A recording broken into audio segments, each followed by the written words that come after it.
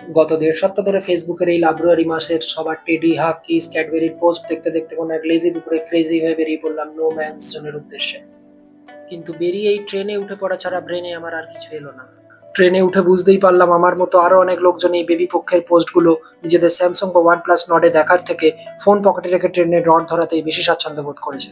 বাম হাতটাকে তার কর্মস্থলের খুব কাছেই রেখে দাঁড়িয়ে থাকতে দেখলাম একজনকে। শোনা যায় ঊনবিংশ শতাব্দীতে জগা ডাকাত নাকি এইখানেই এসে তার আস্তানা গেড়েছিল, তাই এই জায়গার নাম জগার দল থেকে জগদ্দল হয়ে যায়। দু একজন অ্যামেচার ডাকাতকে অফ রোডে দৌড়ানোর ট্রেনিংও দেওয়া হচ্ছিল এখানে। তারপর এমন এক জায়গায় গিয়ে হাজির হলাম যেখানে কাকিমারা খুব অলস প্রকৃতির হয়। কাকুরা সারাদিন ধরে নাড়া দিয়ে দিয়ে কাজ করায়, তাই এখানকার নাম হয়ে গেছে কাকিনাড়া। একজন ঘড়ির মেকানিককে খেপে যাওয়া ঘড়ি কিভাবে বাগে আনতে হয় তার টিউটোরিয়াল পড়তে দেখা গেল সেই খ্যাপা ঘড়ির নিচে বসেই। তারপর দেখতে পেলাম এমন একটা পাড়া যে একাই স্বচ্ছ ভারত অভিযানকে রুখে দিয়েছে। হাগডে নেশা না কাটায় একসাথে দুজনকে জড়িয়ে ধরে দাঁড়িয়ে থাকতে দেখা গেল এক নবীন নন্টেকে।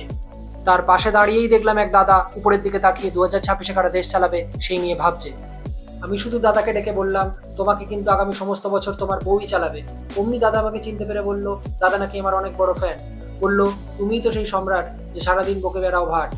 আমার সাথে সেলফি নিয়ে হাসতে বললেও আমি দাদার মতো দাঁত বার করে হাসতে পারলাম না, কারণ আমি তখন দুঃখকে চিবিয়ে খেতে ব্যস্ত ছিলাম। তারপর আমরা মদনদার জন্মস্থান পেরিয়ে এমন একটা জায়গায় গিয়ে পৌঁছালাম যেখানে গরিবদের জন্য গোল্ড লোন নিয়ে টিফিন কিনে খাওয়ার জন্য একটা দোকান দিয়েছিল আমাদের রাজুদা। টাকে সূর্যের আলো ফেলে নিজেকে এবং ফোনকে চার্জ করার এক অদ্ভুত কৌশল শেখাতে দেখা গেল একজনকে।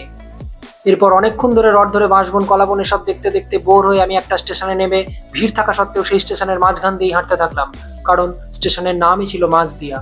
স্টেশন থেকে বেরিয়েই দেখা হয়ে গেল এক ভাইপো দায়গ্রস্ত কাকার সাথে, যে তার ভাইপোকে নিয়ে বেরিয়েছিল টোটো করে বিয়ে দেওয়ার উদ্দেশ্যে। আমি বরের গাড়িতে উঠে কাকাকে বলছিলাম একটু আমার ভিউয়ার্সদের উদ্দেশ্যে হাত নাড়াতে। কাকা তখন বলল, আজ যদি একটা ভালো মেয়ে খুঁজে ভাইপোর বিয়ে দিতে পারে তাহলে শুধু হাত না, কাকা ফুল বডি নাড়িয়েই দেখাবে। এই কথা শোনায় এবং অনেকদিন পর একটা বিয়ে বাড়ি খাওয়ার আশায় কোলগেটের অ্যাড দিচ্ছিল আমার সেই ফ্যান এবং তার জোগাড় করে আনা এক নিদবর। এই বসন্তে তার কোনো বাসন্তী জুটবে কিনা বিএমডাব্লিউর সামনে বসে সেটাই চিন্তা করছিল ভাইপো। তারপর আমরা দেখতে পেলাম সেই বিখ্যাত খাল যেখানে অ্যানাকোন্ডা 4 এর শুটিং হয়েছিল। তারপর বাঁশের ব্রিজে উঠে সিনথেটিক পাঞ্জাবি পরে কিছু অ্যাস্থেটিক পোজে পিক তোলার জন্য আব্দুল ভাইয়ের থেকে টোকেন নিতে দেখা গেল ভাইপোকে। তারপরই এক ডগিকে দেখলাম কমিটির তরফ থেকে ফটো তুলতে যেতে দেওয়া হলো না, কারণ ওর পোজ দেওয়া ফটো নাকি সেন্সারে আটকে যাবে। এদিকে হাতে লাল ব্যাগ নিয়ে গেরুয়া পাঞ্জাবি পরে আর কত রাত একা থাকবো গাইতে গাইতে দূরে সবুজের মধ্যে হারিয়ে যেতে দেখা গেল ভাইপোকে। এপারে মেলা বসেছে এই খবর পেয়ে জীবনের ঝুঁকি নিয়ে জিলিপি খেতে আসতে দেখা গেল একদল ডায়াবেটিক মানুষকে। আজ তাহলে এইটুকুই থাক, বাকি ঘোরাঘুরি নিয়ে পরের এপিসোডে আসছি।